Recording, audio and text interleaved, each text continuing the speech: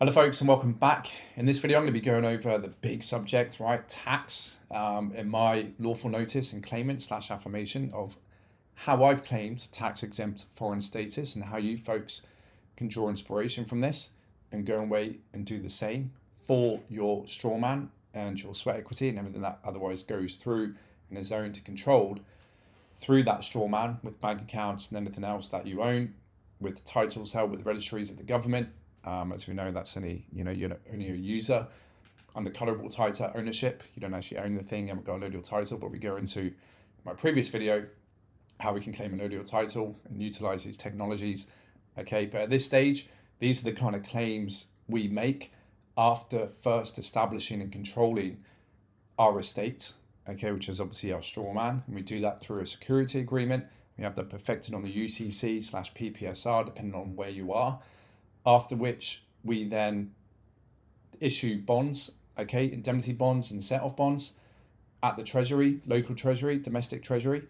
And from there, we then do a declaration to affirm our diplomatic immunity and kind of sovereign e-state, all right? And then after that, we make all these claimants, okay? We go through then claiming a nodal title ownership from what our straw man has collected in the game of commerce and the monopoly board game here within this bankruptcy and transfer that from the public realm into the private. And then we can go ahead and obviously make such claims as this in regards to tax exempt foreign status. So again, we're kind of like maneuvering this token piece from the colorable fiction of law and the current setup with the central banks and what tax is actually used for, which as we'll read through this document, it become a lot clearer, okay, into the private.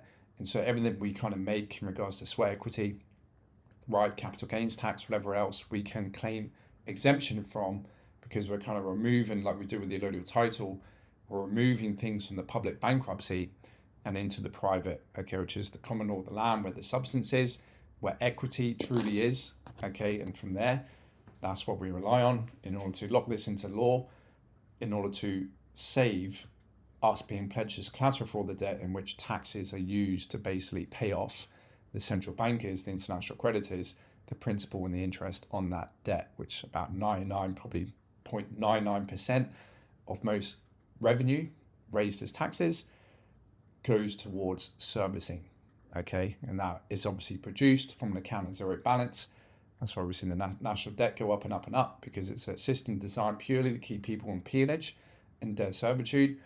So it's about time people can get educated in order to remove themselves from this fraud and stop being crucified on the cross of your straw man and take back control of that entity and maneuver it back into calmer waters, or actually back on the land, as it were, but where we're in charge, right? Where the admiral, where the captain, principal, beneficiary, secure party creditor, postmaster general, etc., etc. All right, so with that being said, let's dive into this document, as it will explain perfectly the whole setup and what I'm doing here. Okay, so it's going to pretty much prove itself and qualify itself. So you can see here, obviously, again, getting all the headers and footers correct. Got the banner of my estate up on the top left. Okay, with again showing the separation of the born identity, given name, and the surname. And then I've got plain simple English. That's what this is obviously being written in. And now time jurisdiction, so it's constantly speaking. It's not, subject to the past or the future. It's always speaking in the now time, which is very important. And then we have obviously the date, the stamp. Again, all these things are quite trivial, but if you're doing this on your document under, so-called bills of exchange, it is important. This is a vessel floating in the sea of space at the end of the day. And under stamp duty, even though it's a bit iffy in regards to their interpretations, with I've seen some acts here in Australia saying that, the stamps are kind of almost being rendered useless in that sense, given the, digital era that we're in. But it's always good practice and custom, just to put these on your document, especially important documents like this, and thumbprint it, and then just obviously cancel that stamp, which makes you the postmaster of this document, contract, vessel, with your name and date, and simple as that. And then obviously at the top here, I've just put in my registered birth certificate number, which is obviously linked into the Trinity, that set up at birth with the born identity, name of the father, surname, and the Holy Ghost that's created from the emergence of those two, which is obviously our straw man, ens legis government created fiction. Okay, so we have Alexander George, okay, colon, Middleditch Estates, global, private, good faith, fair dealing, peaceable and friendly. And we have obviously the registered postal number that I used to send this document to the ATO. So Rob Heffernan at the time, in all successes, Commissioner of Taxation at the Australian Taxation Office. And there's me on the other side of the ledger. Again, this is a lawful notice and claimant / affirmation of tax exempt foreign status.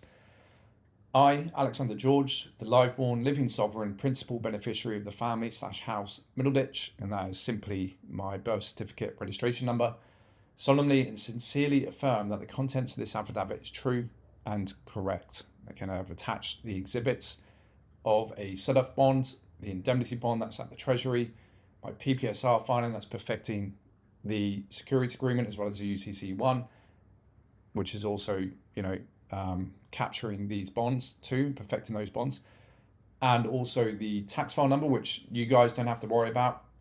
This was just me trying to go through the ATO to claim on the private side of the ledger, as we've discussed, these off ledger accounting activities where the SEDI trust is and these bullion banks are, no thanks to the Committee of 300 document that I discovered. That's the private side, right, where they're dealing in substance, money backed by gold.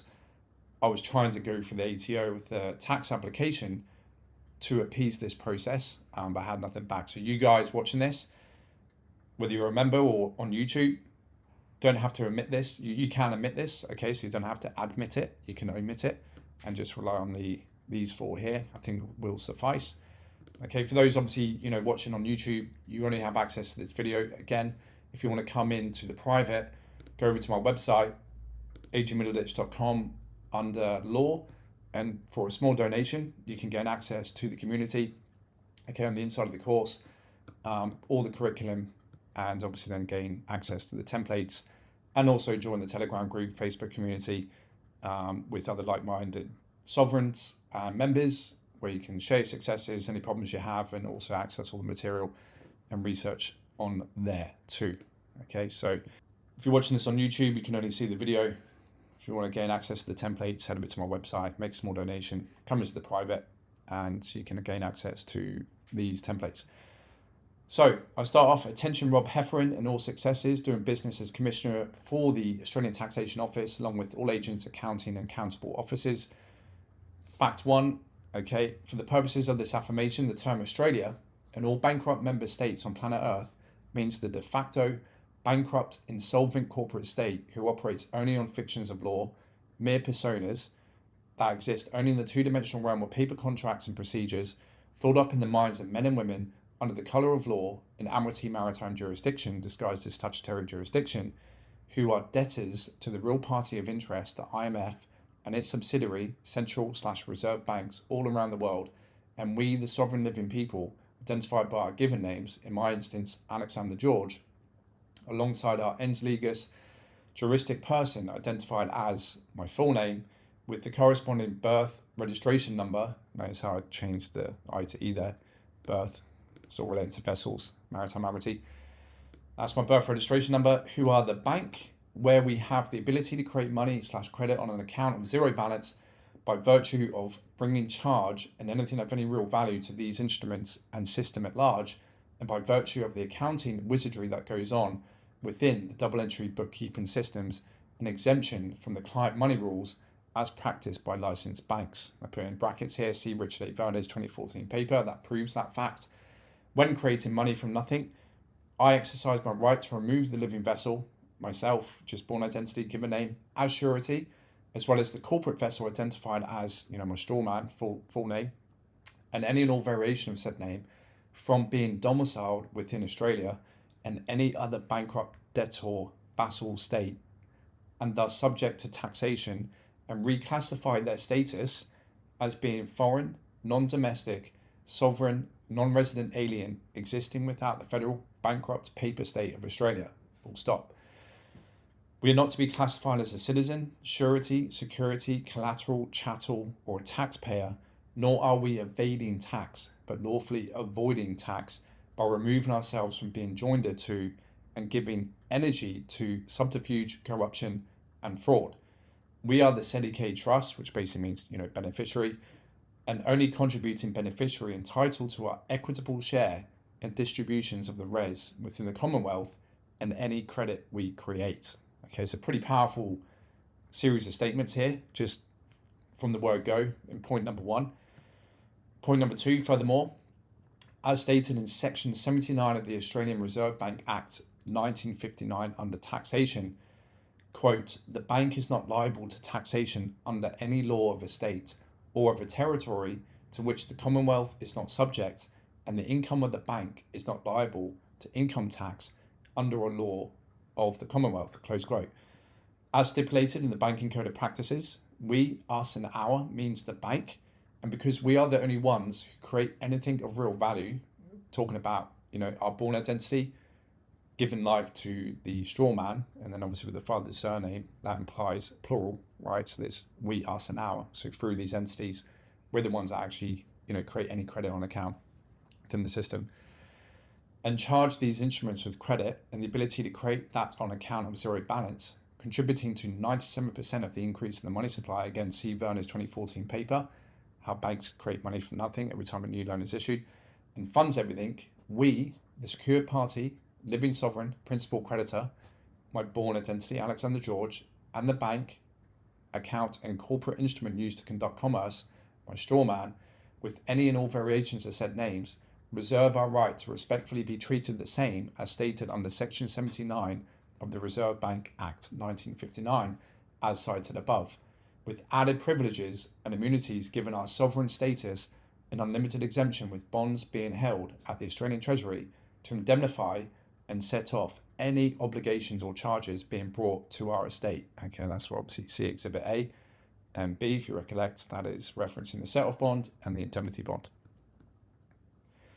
So pretty powerful stuff, it's kind of revealing the whole game. The guys, the central banks who issue money to the government have to go to the central bank and issue a bond, which is a debt instrument. That money is then released on account of zero balance. And then the central bank gets the government to pay the principal back plus interest, where there's only ever the principal and the money supply. Okay, so already at a deficit, a zero-sum game. And so the governments have to then tax their citizens in order to raise revenue to pay off that money which is created from nothing. Okay, so the governments are just debtors, the central bankers are the creditors. If the governments were truly sovereign, they would have control and issuance of the money supply, and they would issue it to themselves without it being a debt instrument, because that just defeats the whole purpose. If you had control of being able to actually issue money to yourself, why would you issue it to yourself as debt and charge interest on top of that? So it shows the relationship that's going on here. Central bankers, private interest group, separate party, creditors who are loaning money to the government, who are debtors, they're captured under bankruptcy. They're pledging all of their collateral within their bankrupt corporation, which is its citizens. Its citizens are what give any value to anything in this economy in regards to producing goods and services, which end up becoming GDP, and taxes. Okay, and everyone and everything is taxed from A to Z, and 99.99% of that has to be raised in order to try and keep the government as liquid and as solvent as possible under this, Chapter 10, 11, 12 bankruptcy. But it's a tool that's been weaponized deliberately to keep people in debt servitude and peonage. Okay, so it's pretty obvious to work out. So we're claiming basically the same status as the central bank, because at the end of the day, we are the creditors. It's only through their accounting wizardry and our indoctrination and the contract that formulates the loan agreement where we sign and accept the terms of us actually being able to produce credit from nothing. Okay, so they've got obviously a monopoly on the issuance and control of the money supply, which is why it's been, so hotly contested and so sensitive of a subject that, presidents who have tried to combat this in the past have been assassinated and wiped off the grid. Okay, but we can go about, at least for us in our own private estate, claiming back power and sovereignty and protecting our sweat equity by, putting pen to paper. Pen is far mightier than the sword. So point number 3, the living sovereign sentient being, son of my father, which is just my father's given name here, and heir to the kingdom of heaven and heaven on earth, is identified by Alexander George, the given Christian name, who stands above all legal fictions and stands alongside other living sovereign men and women, a man of God, imbued with a sentient consciousness, unalienable rights, an owner of my eternal soul, body and spirit complex, that composes my being, which no act, papal, regulation, canon law, claim, contract, implicit or express, declaration, treaty, rule, agent, actor, commissioned officer, or entity can take away from me, nunc pro tunc, ab initio, in perpetuity. Okay, if you recollect, nunc pro tunc simply means in Latin, now for then, ab initio, from the beginning, okay, in perpetuity. Point number 4, the relationship of Alexander George to that of the father's surname, Middleditch, and the ends league is government created fiction, my straw man. This number again is just referencing the numbers on my birth certificate, which is simply the year I was born and the number that I was born into the Corporation of Australia for that year. Okay, so on the February 26th, I was the 5,249th piece of collateral that was born into the Bankrupt Corporation of Australia, and obviously, pledged as collateral, or at least that placenta, that dead entity, ink on paper birth certificate, straw man, was pledged as collateral for all the debt, and they're obviously hoping for our brainwashing, indoctrination, assumptions, presumptions that we'll step up as surety for. Okay, and any and all derivatives of such names is that of secured party, creditor, authorized representative, living heir, principal, and beneficiary. Because let's read this again. So the relationship of Alexander George, thou, the father's surname, Middleditch, and the ens legis government created fiction, okay, the straw man, and any and all derivatives of such name is that of secured party, creditor, authorized representative, living heir, principal, and beneficiary. Okay, so we're just stating our status in relation to these two other entities that are created from the whole birth contracting procedure. Alexander George, also identified as Alexander George with my birth extract. Again, it's just an abbreviation of the full birth certificate identification numbers. In order to distinguish the live-born entry into the registry, is not to be presumed or assumed to be surety, trustee, nor combination party to either entity, nor made security for any debt, but may lend his sign of nature / autograph as authorized representative and power of attorney for these entities when contracting or charging and discharging instruments for credit and set off using his unlimited exemption and credit. Please see Exhibit C and D for the UCC1 and PPSR filings indicating the security agreement in place. So point number 5, the real and personal estate of the living, breathing, sentient, live-born being, my given name, Alexander George, is sovereign and shall be synonymous with the Crown in the theatre of commerce, who is afforded all immunities and privileges as codified within international law, and where the Crown may act in right of my surname or in right of the straw man within the theatre of commerce for the benefit of myself. Okay, the living Crown sovereign, identified as my given name, my born identity. So I've just, from the LexisNexis, and I think these are all from the LexisNexis, yep, I've just extracted and put in four corners rule, boxes, definitions of Crown, sovereign, sovereignty, and sovereign state. Okay, and we'll just highlight what they're saying these definitions mean, okay, that we can also rely on. So Crown, the reigning king or queen in the capacity of sovereign, and often signifying the entire administrative edifice of the executive government under the Crown. Okay, so this is why it's very powerful to claim your crown back during this Corona period, right? Corona means crown, okay, the crowning moment for humanity, for each and every one of us to step up and do this kind of stuff, claim our sovereignty. Sovereign, the ruler or royal head of a state. It will become clear in a minute, okay, it's what we're doing, point 6, and these definitions here. So sovereignty, the independence of a state, which means, freedom from external interference in the conduct of a state's affairs. Great, that's kind of what we want, right? In law, it implies that there is no other legally authorized authority that is competent to regulate the state's affairs. Okay, that's again another benefit, claiming sovereignty, which is what we're doing up here, it's what it claims, stand above the law, these legal procedures. Okay, I said here, stands above all legal fictions. Then we have the international doctrine, so sovereign immunity. The international legal doctrine that foreign states and their governmental authorities are immune from the jurisdiction of municipal courts. Yes, thank you very much, would want that. Okay, sovereign state, an entity or grouping which has acquired the attributes of statehood under the Montevideo Convention on the Rights and Duties of States, 1933. Okay, so for those who've already gone through the certificate of identity module and what we're relying on to claim our sovereign diplomatic status of our e-state, with our sending state being our surname, this is what we're satisfying, okay, which will be revealed in a second as we go through, which is covered in point 6. Then we have obviously, namely a defined territory. This is as part of the Montevideo Convention, okay, which defines a sovereign state. You need a defined territory, a permanent population, an effective government, and the ability to enter into international relations, okay. The convention is regarded as declaratory of customary international law. A nation state enjoys sovereign equality in international law. Charter of the United Nations, a state entity is sovereign in the sense that its nationals are not subject to other states, and no other state or law can exert any influence or interference on anything done within the territory of that state except with that state's consent. Okay, a sovereign state is the principal subject of and an objective person in international law.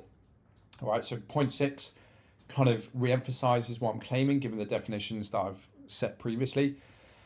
So as per what defines a sovereign state, under the Montevideo Convention on the Rights and Duties of States 1933, the defined territory is my body, comprised of minerals from the earth. Population is 1, I am that I am. My head and mind governs my body and deeds. I am capable and have the ability of entering into international relations. Tick, tick, tick, tick. This is a declaration of my independence as a sovereign state, and I reserve all of my privileges, immunities, and customary rights enshrined in international law, one of which is tax exempt status. The sovereign state shall be identified as Alexander George of the House and or Kingdom, Middleditch, or simply, with the correct grammar, Alexander George, Middleditch, which again separates the facts but introduces their relationship, and or just my given name, Alexander George, and shall be identified as such in his authorized representative capacity and principal to the surname and the straw man, with any and all derivations of said name, who will be instrumentalities to the state, where the crown sovereign, myself, in my born identity capacity, may act in right of, without liability, and exempt from levy. Okay, so again, it's just claiming, removing that suretyship, but giving myself powers, like the crown has, to act in right of anything and everything that is beneath it. Okay, that's so very powerful as a sovereign. So it's a way of being able to, stay in the private, but through these entities, you can have complete sovereign immunity, but engage within their states, okay, with the commercial system. So number 7, no filing or reporting is necessary for sovereign states unless a treaty is in place and agreed upon bilaterally with any other corporation or is voluntarily conducted. The fiat currency I collect through my private sovereign enterprises with self-registered title under my sovereign hand and seal are exempt from all taxes, including but not limited to income tax and capital gains tax. Okay, so there's a little typo there, but I can go back and amend that on the original. It's not a problem. Likewise, any distributions received from a trust as beneficiary will be tax exempt due to our tax exempt foreign status, and any assessment of taxes shall be handled by the trustees. I reserve my common law right not to be compelled to perform under any contract I did not enter into knowingly, voluntarily, and intentionally, and I do not accept the liability associated with the compelled benefit of any unrevealed contract or commercial agreement when using the private non-redeemable fiat currency for the privilege of discharging my debts and obligations with limited liability.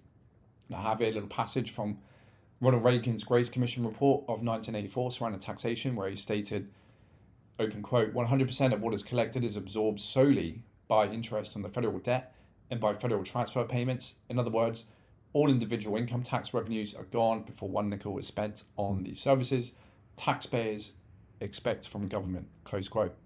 So number 8, duties or imposts on imported goods and excise taxes on domestic goods that are non-essential items is all the revenue required to run government. The GST or VAT that is charged to me when transacting with other corporate entities for goods and services who are ignorantly enmeshed in this system is more than any tax office should receive from my equity. So the ATO, Australian Tax Office, is in a position in which the ATO or any other bankrupt tax revenue agency owes me, the principal, a refund on that tax, as well as all of the money standing as a credit to my private prepaid and limited exemption account held within accounts inside the SEDI KB trust. Now, point 9, please see the attached tax file number, application exhibit E for individuals living outside of the corporate bankrupt federal state of Australia to be processed to allow for the proper accounting and bookkeeping for my beneficial claims to the res of my estate, along with any and all distributions to be received as a tax exempt entity. Okay, as I said before, guys who are doing this, you do not have to worry about the form that's linked to exhibit E, okay, which is something I was trying to do to claim a pathway and an identity on their private side of the ledger to try and access the STRAWMAN trust. I've had nothing back from them with this. Okay, so you can just simply omit that, but everything else includes, and again, just use this as inspiration and a template. If you want to add and subtract anything more, you have free license, you're a sovereign. At the end of the day, you should be able to sit in front of a blank Word document like this and type out like I did, based on all my research and level of knowledge I was up to when putting this document together, authoring this document, okay, for you guys to claim your tax exempt foreign status. All right, so just use this as inspiration, but try and word it in your own way, knowing full well what these words are saying and doing for you, and don't just copy and paste. Okay, so if you copy and paste your way to sovereignty, you're going to get found out. I could only put this together because I knew and embodied everything that came before with what I've done. And I sat in front of this document, and off the top of my head, based on obviously all the previous research, it took me 5 years, I compiled this document myself and sent it in.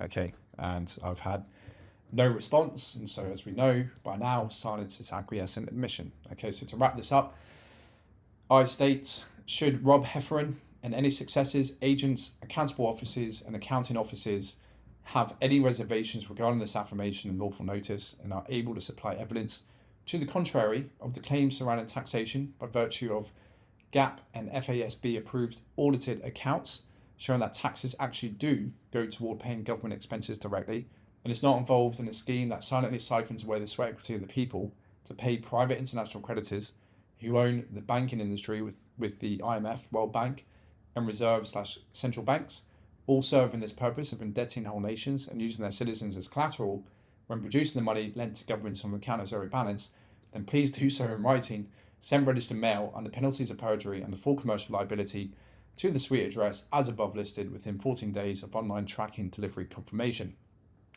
Failure to respond within 14 days by the respondents with adequate evidence will be accepted as silent acquiescent admission of all the affirmations as outlined herein and our tax exempt status that will become the law in equity. Thank you for spending the time and reading this document. This document contract vessel instrument is written in plain simple English by the author. My given name, the author in this court is keeping a full record of all mail items and receipts/proof of deliveries and correspondences. The contents of this affidavit are true and correct, and I make it knowing that a person making a false affidavit may be prosecuted for the offence of perjury. Yours sincerely, without ill will, vexation, or frivolity. And again, we can see the three entities here of how I sign off these more important documents. My given name coming in as principal creditor, STRAWMAN signing PP4, which is the debtor, and then the surety, which is underwriting everything, is the surname, which is linked to the SEDICAV trust. With God as my witness, okay, then all rights, powers, privileges, indemnities, and immunities, whether actual, contingent, inherent, or prospective, reserved UCC 1308, and then just my little seal of the surname estate, okay, and then basically all of the exhibits, okay, and then obviously on the reverse of that claim, just so it doesn't become an inchoate instrument under the Bills of Exchange Act, we do a little thumbprint, autograph, date, copyright, copy claim.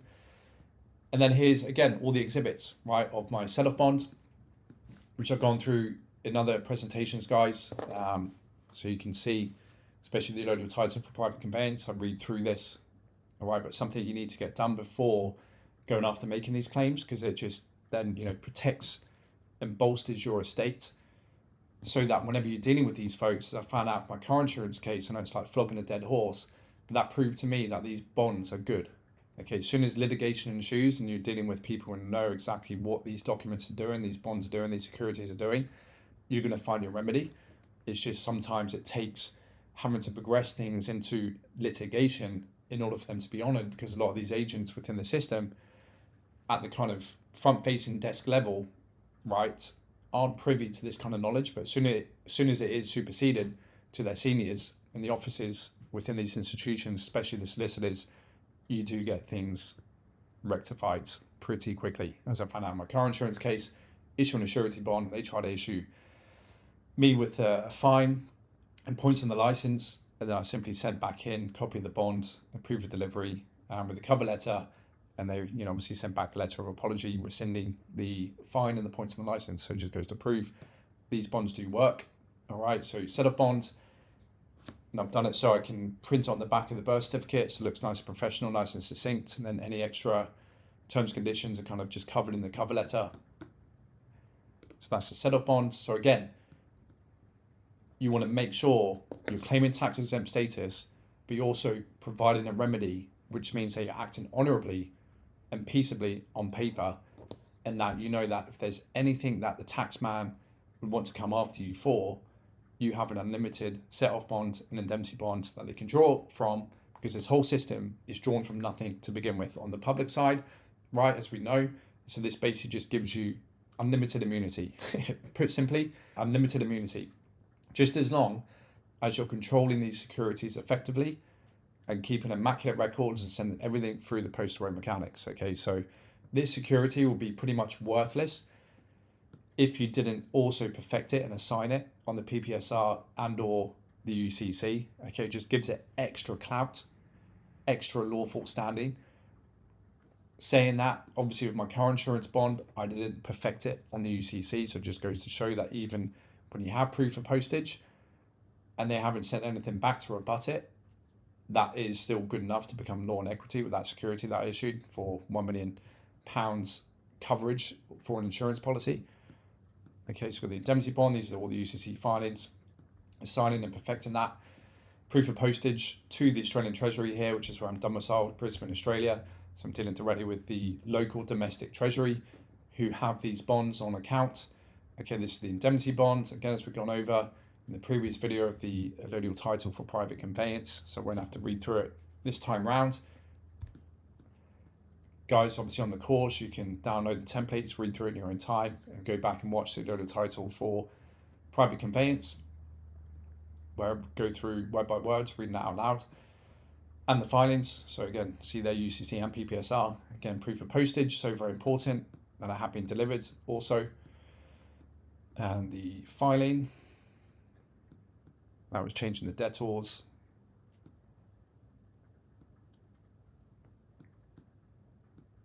Okay, so pretty big pack. And like I said, I did send in also this application where I was trying to claim an identification within their system, but on the private side, right, to try and see whether I can get my foot in the private side of the door, as you can see here. But I heard nothing back from them. And this is otherwise going into the more advanced aspects of liquidating the estate and trying to gain access to the off-ledger activity on the private side with the private accounting, which is all bullion bank backed by gold. And again, it's pretty much unlimited. But where the SEDI trust definitely would be accruing wealth from your lifetime of labor and tax payments and everything else. You can see how I signed there. So you guys don't have to worry about that. You can omit that from this pack. In other words, yeah, send that off to Australian Taxation Office. And yeah, have heard nothing back. And this was way back in July of 2024, so well over a year. And so yeah, this is a document which has basically effectively claimed my tax exempt foreign status for my strawman estate account and everything linked with that. Okay, that is controlled through the security agreement, everything that I set up with my estate that I teach on the course and my website that you guys have done if you've gone through that.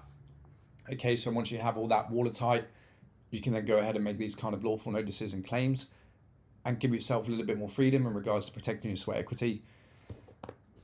Because yeah, this is bulletproof. This is absolutely bulletproof. Okay, so say if you have a private company, I mean, there's other ways. For a company, you can get a lot of write-offs of tax. I understand that, right? Claiming expenses that you can write off. So there's a lot of tax benefits for companies, which is why they incentivize people to step their foot into commerce through an entity in a vehicle such as a corporation. Okay, LLC obviously is more favorable. Strawman effectively is a corporation, but it's a sole trader, sole proprietorship. Okay, but by doing what we do, we're not only maneuvering it into a completely different jurisdiction when it comes to tax under our own sovereign estate, hand and seal, but we're giving it immunity as well from us having to be liable for anything and everything that the straw man does, as if a corporation, a sole trader or sole proprietor would be if you didn't have, liability, limited liability, as in an LLC or limited company in that sense. Okay, so I understand there is tax benefits for actual corporations, for tax write-offs, for expenses and everything else that goes with it. There's also a structure where people siphon, profits from the LLC into a holding company, and then from a trust, basically, then from a trust into a ministry, okay, which is completely tax exempt. That also works too, okay, but there's just more stepping stones in order to go from the public into that kind of tax exempt status jurisdiction for particular entities within their system. So if you frame this, some of the key points, obviously, that I wrote in this document, understanding the whole setup with why taxes had been passed in the first place in order to service, debt that comes from nowhere, which basically reveals that there is no consideration, there's actually no loss taken by the banks, and there's actually no risk. So there's no loss that can be proven by the banks, and there's actually no risk that is taken by the banks. Sacrifice is the measure of credibility. So they've foregone nothing in order to create that credit on account that they then stipulate has to be given with conditions, which is the loan agreement. This happens on a governmental level through bonds, which there's obviously a maturity and a schedule for the principal plus the interest that has to be paid back. And because, again, like I said, the principal is only ever created on account, and that is injected into the money supply, and they charge interest on top of that. There's only ever the principal in the money supply. So all the interest that's being charged on top of the principal means that if all the debt was paid off, there wouldn't be enough to pay off the interest as well as the principal. You just wipe out the principal, the face value of all these loan agreements and bonds, and what will be outstanding would be the deficit, which is all the interest payments. Okay, so it's done this way in order to have that control through scarcity and that kind of zero-sum game. And Werner coined this as the short side principle, okay, because obviously having this knowledge, that, and he states, I quote, so I've got it on my whiteboard here, all markets are rationed and the short side principle prevails. Okay, and this basically means that whichever quantity of demand or supply is smaller, which is the short side, basically controlling the money supply, dictates everything in the economy, the liquidity, will be transacted. Okay, so whichever quantity of demand or supply is smaller, the short side will be transacted. Meanwhile, the rest will remain unserved, and thus the short side wields power. Okay, wields power to pick and choose with whom to do business. That's what determines markets, is quantity, not prices. As taught in conventional economics, it's the supply of money which drives liquidity in the markets, just like blood in a body, and the central bankers have full control over how much gets injected and for what purpose through window guidance of bank credit creation. Okay, thanks to Richard Werner's amazing empirical research back in 2014 in his books and other papers that he's published, and all his lectures on his YouTube channel.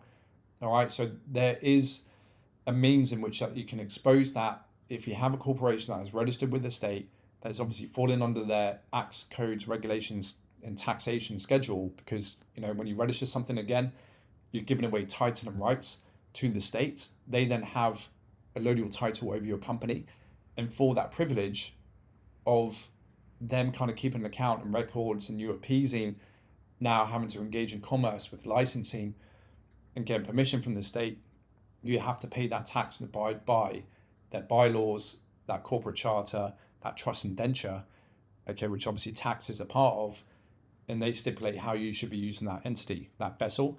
However, when it comes to fraud vitiates all contracts, right? You can frame that even if you've got a corporation registered with the state under tax obligations and tax filing requirements, etc., that you can question upon discovering new information for the avoidance of fraud and perjury, similar to how I've listed this, basically ask the tax office to prove to the contrary that you guys aren't raising tax revenue to service debts that comes from nothing. That kind of obviously reveals the whole game. All right, and so you can do that. You can put a document together. You can give it a go. You can even issue a security agreement from your own born identity against the corporation, whatever the name of the corporation is. Exactly the same as we've done with the straw man. The straw man, just imagine the straw man as a corporation. Just replace the straw man now with your registered company. Okay, and go through the whole process of then issuing a set-off bond for that company, an indemnity bond for that company, make a security agreement for that company, perfect that on the UCC and PPSR, and then put together a lawful notice and claimant of tax exempt status for that company, for that corporation, highlighting the fraud, which violates all contracts. That should be able to then maneuver you or position them with the tax office into a very precarious situation, because they will not be able to prove lawfully under you conditionally accepting that, hey, look, guys, I'm happy, more than happy to pay you folks tax every year for my corporation, whatever business you're in. But, upon discovering new information, I just want to double check things here, because I'm of moral standing, ethical in nature. I do not want to be party to fraud or perjury. So I'm simply requesting you guys, can you provide me with proof to the contrary of what I've discovered in regards to what the bank is, why taxes are raised, what the central banks are doing, what the governments are, debtors, etc., etc. Okay, then you can basically just go through the list, draw inspiration from this, asking those difficult questions, proving the accounting of these claims, of these facts, to the contrary. Please, can you provide evidence that this isn't actually the case? Because if it is, then it's complete fraud, and I do not want to contribute, whether through my own personal income taxes through the straw man and or through this actual corporation, because that is an absolute piss take. Obviously you write that intelligently, like I've done going through this letter. So absolutely, I believe if you have a registered corporation, you will be able to, or should be able to, draw inspiration from this process with everything that we've done with our straw man, and do exactly the same for that corporation, because it's pretty much no different. We can go through the same process of claiming that corporation like we've done with our straw man. Straw man's a corporation. We just have a more intimate relationship with it. However, there's no difference to a corporation, especially if you're the director and you're the one that has come up with the name and you went through registering it. You're the sole creative capacity behind and imbuing it with life to that whole entity that has been created on paper and registered within the system. It's almost like exactly the same as the straw man for us coming into the world through our parents registering our birth. This new corporate entity has been created, only unique to us, for our actually being here and imbuing it with life. Likewise, with you actually being here, you've come up with the idea of wanting to create a corporation, and so you've gone through the whole process of registering that with the state in order to get obviously licensing, permissions, bank accounts, and all the other privileges and benefits that come with owning a business, okay, with business accounts, business credit, tax write-off capacities, which is absolutely fine. But you might find that you might be able to negotiate and maneuver that entity as well with what we've done with the straw man, do exactly the same thing and become tax exempt. Okay, just an idea. I've not done this myself, the private corporation, because I run everything through the straw man. This effectively, as I've said from a dead horse, the straw man is a sole proprietor. It is a corporation. It needs an agent and a surety to step up and give it life. Through this process, we basically turn it into a limited company with unlimited indemnity for us to be able to use that on the token piece of the Monopoly board game as a token to interact with other commercial vessels and entities and maneuver it under tax exempt foreign status. Okay, with all three parties, including our born identity, our sovereign self, and we can claim our crown back through this method. As you can see, when defining ourselves and understanding the definitions of sovereignty and what a sovereign is, what the crown is, that can act in right of any and all instrumentalities beneath it. Okay, so I am the head of my own estate, and that's so very powerful, and that's obviously where we've drawn inspiration that I got, no thanks to Bill Turner's work as well. We're doing a bit more digging, how we can draw the powers to claim by twisting the words again, because everything in law is just definition of words, right? How we can become a sovereign estate. All right. So then after that, it's just a matter of piecing it all together, like I said, at this most advanced stage, and sending it in. Go and claim it, okay? Because it's a big one. Paying tax. If you are paying tax, you're basically just contributing towards lining the pockets of these international creditors and bondholders around the world who are normally, those wealthy elite families and individuals who are receiving all the coupon payments and all the people, signed up to that schedule, whether it's even, for mortgages, but especially for government through taxes. That's what's raised to service the government bonds. You're just lining their pockets. You're making them fatter, and it's all coming from an account at zero balance, which has zero consideration, no risk, right? There's no loss, evidence of loss. And at the time the loan was issued, the books did balance. So it's all just a Ponzi scheme, an absolute farce. And so slavery at the end of the day is voluntary. Tax as well at the end of the day is voluntary. And especially when you piece together a very powerful document like this, you certainly be able to protect yourself and under silent acquiescence and admission, pinpoint all the facts, make them sweat, because it just exposes itself. They will never ever be able to come back with lawful evidence to the contrary of these claims, because we know we've done the evidence. We've gone through the forensics, gone through even the definitions from their dictionaries, went doing the forensics and the birth forms and procedures. And even though Richard Werner's empirical research showing that banks and credit creators is quite easy when you put everything in place to see what is actually happening. And so intelligently, you can say that the emperor's got no clothes on and back them into a corner where they would never be able to answer you with lawful evidence. And so you basically get consent from them through silent acquiescence and admission, and you go about your business happily, freely, not having to pay tax other than what you spend out there in the public realm with obviously companies, goods and services for other individuals. Unfortunately, probably do file their tax returns, and you are actually contributing more than enough, if you recollect, of how much governments actually need to provide for goods and services. I think it was only duties and imposts on imported goods and excise taxes on domestic goods that are non-essential items, if you recollect, that we wrote down one of these points. Okay, and so you know what I mean? You can claim that, say, state otherwise. Show me the accounting. Show me exactly what is going on. They won't be able to. So it's all, like I said before, a method to keep people in debt servitude, peonage, because they understand and they know that fear is a currency of control, and debt incumbent households do not go on strike. Okay, so it's a weaponized financial system purely designed to keep the population in order under what David Miller dubbed Babylonian slave driving techniques. Okay, that goes back to ancient Babylon, which is just pretty much the first civilization, basically after our memories were blank slated in 9568 BC. Prior to which there was much more Christic systems. There was a lot more Christic systems than this. Money does not exist on a lot of planets within Christic worlds and universes, right? Money is a manifestation and a tool used that has replaced our ability to manifest directly using magic. And it's a weapon that has been created by anti-Christic forces purely to control resources and consciousness here on the planet. But their game is coming to an end, no thanks to the internet, the age of information, people waking up. And so it's up to us to get educated, dispel the fear. How do you dispel the fear? Through getting educated. Okay, fear is the currency of control, and they rely on our ignorance. When you're ignorant, you fall into fear very quickly. But when you have education, knowledge is power.